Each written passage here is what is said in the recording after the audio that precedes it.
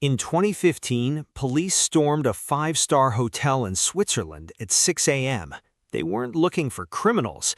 They were looking for the guys who run the biggest sport on Earth. 7 of them were arrested in their pajamas. Room service cards became evidence, and by the end of it, the man who had run world soccer for 17 years was gone.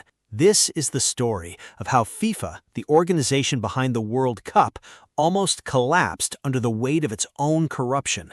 By the end of this video, you'll understand exactly how it happened, who got caught, and why it still shapes the World Cup you're watching today. Let's start with FIFA itself.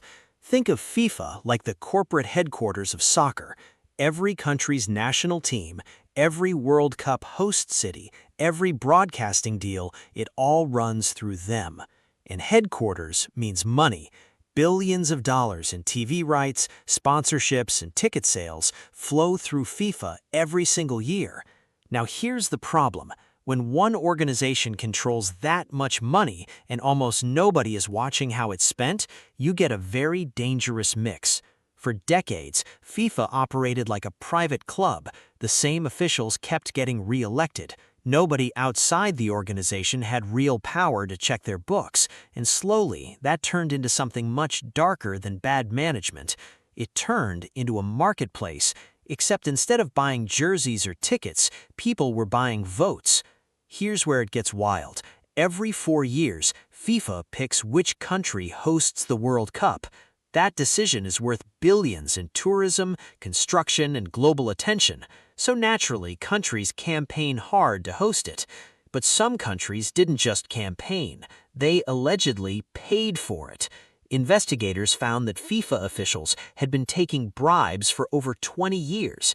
We're talking about payments tied to World Cup hosting votes, TV contract approvals, and marketing deals across multiple continents. One official alone was accused of pocketing over $90 million over his career.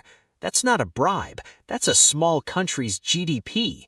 Picture this like a school election where the winning candidate is secretly handing out cash under the table to every voter, except the school is the entire planet and the prize is the biggest sporting event humanity has ever created.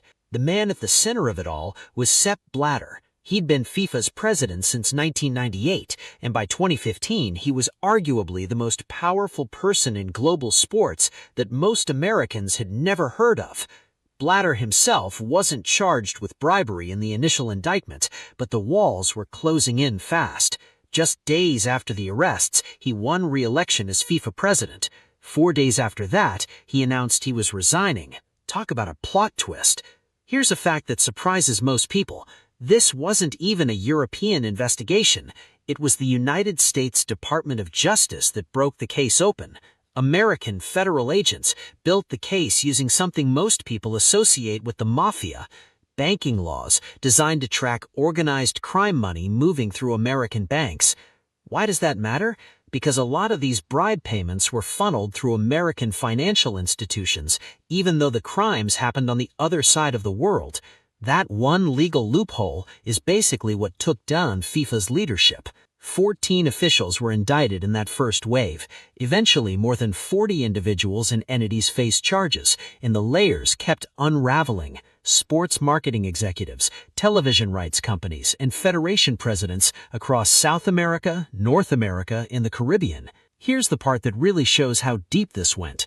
One of the accused, Chuck Blazer, was a top American FIFA official. He'd been secretly cooperating with the FBI for years, wearing a hidden recording device in his key fob at soccer meetings. The most powerful man in American soccer was literally an informant. So why does any of this actually matter to you as a fan? Because the scandal directly touched the World Cups you already know.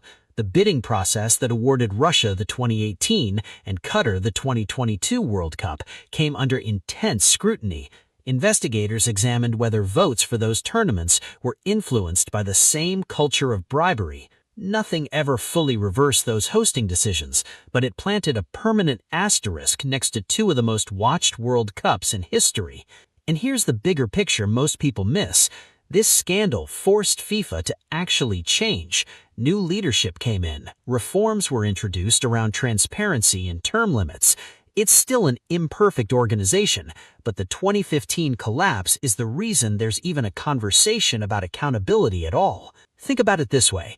Imagine if it came out that the Super Bowl host city was chosen through secret cash payments for 2 decades straight.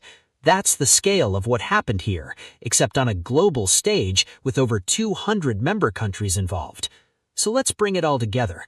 FIFA controlled billions of dollars with almost no oversight. Officials turned World Cup hosting votes and media deals into a bribery marketplace. American investigators cracked it open using financial crime laws never designed for sports. The president resigned within days, and the fallout still shapes how World Cups are awarded today. Here's the thought I want to leave you with. The World Cup feels like pure magic. The crowds, the flags, the goals that make an entire country scream at once. But behind that magic, for over 2 decades, there was a much darker game being played in hotel conference rooms, far away from any stadium. If this kind of story pulls back the curtain on football in a way you didn't expect, subscribe, because this channel is just getting started on the stories behind the beautiful game.